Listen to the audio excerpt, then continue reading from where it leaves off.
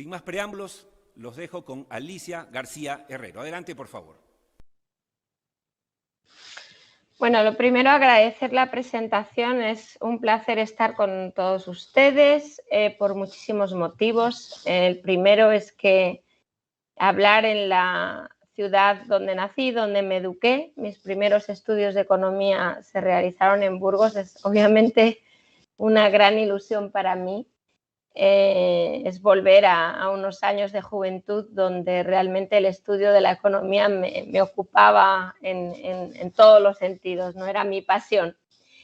La otra cosa por la que estoy muy contenta de estar aquí es que yo, mi primera región, mi primer análisis económico fue sobre América Latina, mi primer trabajo en el Fondo Monetario Internacional, y por tanto siempre he tenido especial cariño e interés por entender esa parte del mundo. Y el último motivo es que me han permitido hablar de lo que yo ahora sé o de lo que yo ahora hago, que es realmente analizar el impacto de China en el mundo. Entonces, en ese sentido, lo que quiero hacer aquí, y poniéndome el gorro de estudiante que quiere entender dónde dirigir sus esfuerzos para tener la mejor carrera profesional posible y también para entender el mundo lo mejor posible, les voy a decir que la China que ustedes han conocido, la China que entró en la OMC en el 2001, la China que se liberalizó con Deng Xiaoping, la China que recibió inversión directa masiva, la China que se convirtió en el primer exportador mundial, es una China bastante diferente a la actual. Y yo no diría que para mal necesariamente, quizás también para bien, pero seguramente diferente. Y esto es algo que yo creo que tenemos que entender. Para empezar, y este es el tema fundamental de mi presentación, para el que hay una serie de transparencias, pero me pareció uno demasiado detallado y seguramente que ustedes los pueden recibir después a través de los organizadores, me pareció mejor dar algunos mensajes más generales. Pero el motivo por el que esa China, ya digo, China exportadora, China que recibe inversión directa, China que se abre al mundo, no existe ya, es complejo. Lo primero, y quizás lo más positivo de todo, es porque China ahora es casi rica, llamémoslo así, casi rica. La renta per cápita en dólares sobrepasa ya los 11.000 dólares per cápita para 1.300 millones de habitantes. Esto es, como se pueden imaginar, un PIB gigantesco. Disculpe. Tan gigantesco que en paridad de poder de compra es tan grande como el de, bueno, superior al de Estados Unidos y tan grande como el de la Unión Europea. Es una China ya grande y con una renta per cápita que para muchos ha ya evitado la trampa de la renta media que llamamos, ¿no? La trampa donde caen muchos países y, por cierto, muchísimos países latinoamericanos. Es decir, que cuando llegas a una renta de por encima de 10.000 dólares per cápita te cuesta mucho crecer, porque ya no tienes el impulso que durante mucho tiempo tuvo China, sin duda, de la urbanización, el impulso de mover a gente del sector agrícola a las ciudades donde supuestamente, digo supuestamente porque no siempre ocurre así, son más productivos porque trabajan en el sector manufacturero. Digo no siempre porque obviamente en mi cabeza tengo algunas realidades de América Latina donde hay una sobreurbanización. Caso de Brasil, 70% de la población en ciudades donde no todos, por desgracia, pueden estar en el sector formal.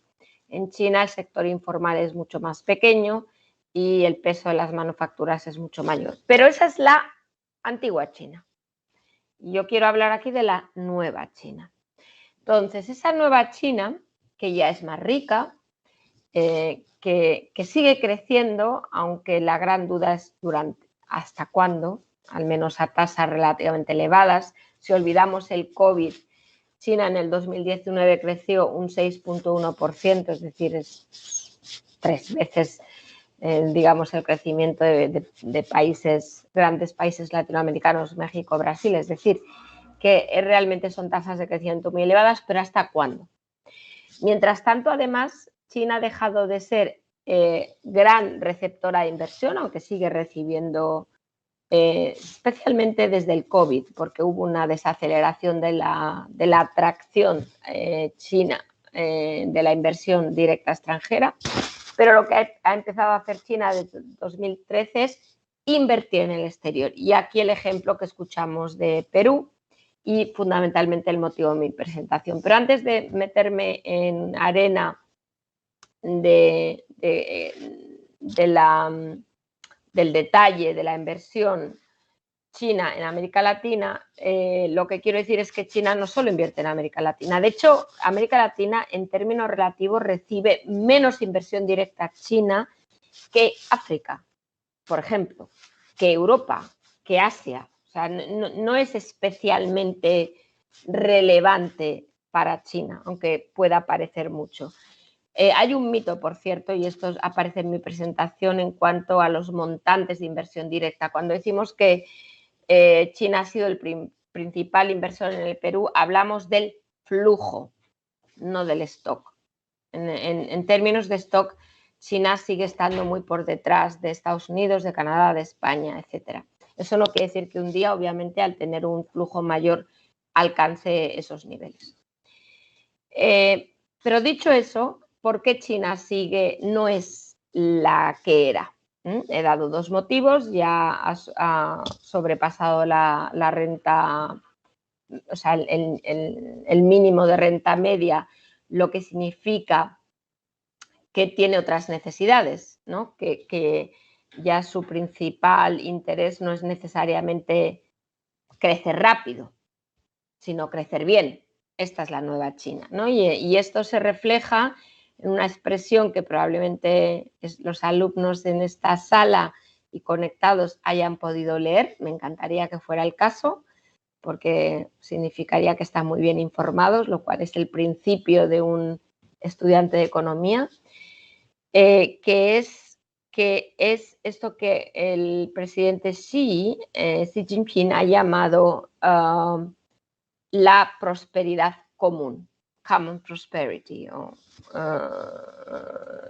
Este concepto lo que conlleva es que China no quiere ya crecer a toda costa, sino que quiere repartir el crecimiento que se pueda obtener sin desequilibrar más las diferencias de renta en la sociedad china.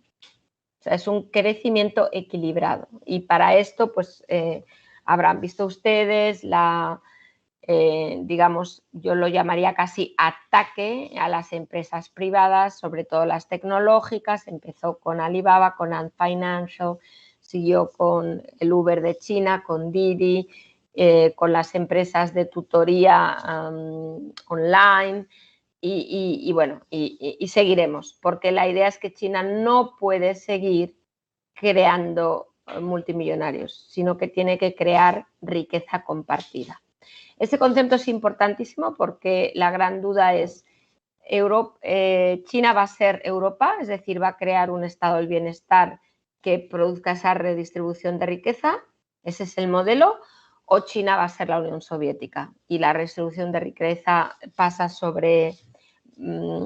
a través del control de la propiedad, obviamente a manos del Estado, o mejor dicho, o al caso lo mismo del Partido Comunista Chino. Entonces, esta es una gran pregunta que tenemos por delante, pero desde luego lo que sí que queda claro es que las tasas de crecimiento de China, que ya se venían reduciendo de manera rápida antes del COVID, lo van a hacer aún más de lo que nos esperábamos, ¿no? Porque el objetivo ya no es crecer, sino redistribuir.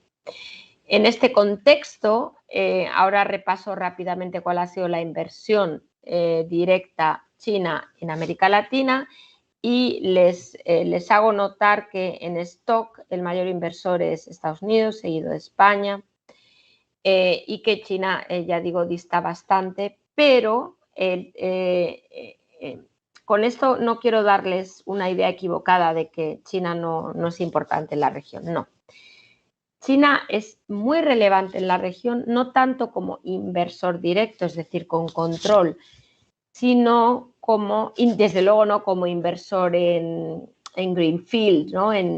Sin adquisiciones, porque una cosa que quería aclarar, China, la mayoría de las inversiones directas con control en la región y, por cierto, en el mundo, no solo en la región, es a través de adquisición de empresas.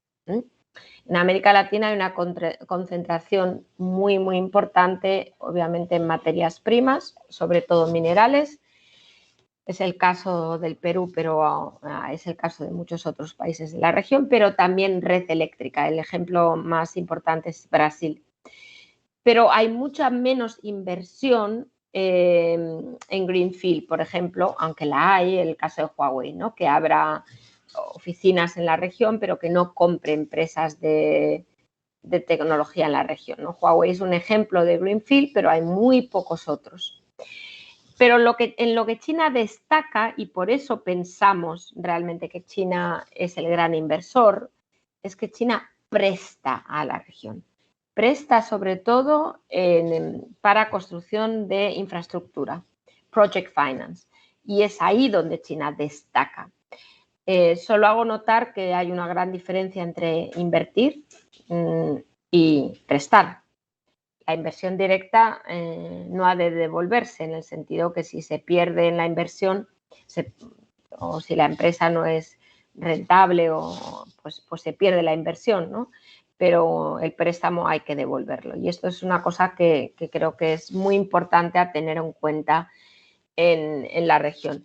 Los países que han recibido mayores cantidades de inversión directa, adquisiciones de empresas, como decía, son Brasil, seguido de Chile y de Perú, en miles de millones de dólares. Es decir, que para el tamaño del país, Chile es el mayor receptor, seguido de Perú. En cambio, en la inversión greenfield, pues ahí el mayor de lejos es Brasil, seguido de México. Entonces, digamos que en el greenfield cuenta más el tamaño, está muy relacionado con el tamaño. En cambio, en las adquisiciones destacan Perú y Chile porque son adquisiciones de empresas relacionadas con las materias primas. Y este es el punto, que la dependencia de la región en lo que se refiere a China se concentra en las materias primas, sea desde el punto de vista de las exportaciones, como ustedes saben bien, que de las adquisiciones. O sea que es una doble dependencia y esto yo creo que es algo importante a tener en cuenta. Hablaba de la financiación de proyectos por parte de China. Las estadísticas, y quizás algunos alumnos que estén metidos en estos temas, son variopintas, en el sentido que hay estadísticas, por ejemplo, de la Universidad de Johns Hopkins que dan cifras bastante poco elevadas de los préstamos chinos en la región latinoamericana. He de aclarar que estos préstamos vienen fundamentalmente de dos bancos de desarrollo, el China Exim Bank y el Banco de Desarrollo Chino, y se concentran en, por ejemplo, el país con mayor concentración de préstamos es Venezuela, seguido de Argentina. Como ven, hay una diferencia brutal entre los países mayores receptores de préstamos y los mayores receptores de inversión. Entonces, con esto, pues decir que la concentración sectorial ya no solo de las adquisiciones, sino de la financiación de proyectos, de nuevo, es en metales. Estamos hablando de metales y infraestructuras de más de la mitad de los proyectos. Entonces, realmente es una concentración muy importante y las empresas más más importantes de inversión son las eléctricas, State Grid, Three Gorges, State Power Investment, etc. Entonces, ¿qué quiero decir con todo esto? Que la región tiene una dependencia de China, digamos, desequilibrada, llamémoslo así. Importa, tiene una creciente dependencia en importación de productos finales, pero también de productos intermedios, que han sustituido en buena medida a importaciones de Alemania, de Corea, por productos, maquinaria, por ejemplo, de China, pero después las exportaciones están altamente concentradas en materias primas. Si a eso añadimos la concentración también de la inversión directa, de la financiación de proyectos, obviamente ustedes pueden entender que es una situación de relativa debilidad de la región frente a China. Y ya digo que es esta nueva China, es una China muy diferente a la China más abierta de Deng Xiaoping, que digamos consiguió ese milagro económico de sacar a 400 millones de personas de la pobreza y crecer a tasas cercanas al 8 en media durante muchos años. Entonces, esta nueva China es difícil saber hacia dónde va, pero ya antes de este anuncio de preferir, y nadie dice que se ha equivocado, porque obviamente la redistribución de la renta es importante y China intenta evitar populismos, lo que ve en Occidente, lo que ve en el resto del mundo. O sea, no digo que no tenga razones para temer lo que ocurre en el resto del mundo. Pero dicho eso, antes de estas medidas redistributivas, las perspectivas de crecimiento de China hasta el 2000, o sea, del 2030 al 40, del Banco Mundial y de la Organización de Planificación China, en DRC, eran de un crecimiento inferior al 3% en media al año. Como ven, estamos hablando de la mitad del 2019, ¿no? Entonces, la pregunta es, ¿cuánto menos va a ser ahora? ¿Y es eso suficiente para China? China tiene una deuda total, no una deuda pública, pero sí una deuda total cercana al 300 puntos del PIB, unos 285 más o menos puntos del PIB. Entonces, ¿qué nivel de crecimiento es necesario para que esa deuda sea sostenible? Es verdad que es una deuda interna, no son las deudas de América Latina durante la crisis de los 70, de los 80, pero sí que es cierto que un crecimiento elevado es importante para que esa deuda sea lo más sostenible posible. Entonces, con esta nota de, digamos, de prudencia sobre el futuro de China, que sin duda va a ser una gran potencia económica, pero como toda potencia económica, no solo China, con pies al menos en alguna medida de barro. Y el barro es esa desaceleración económica necesaria para redistribuir y esa deuda que pesa a China. Y con esto concluyo por decir que la inversión en la región, para nada digo que se agote, pero desde luego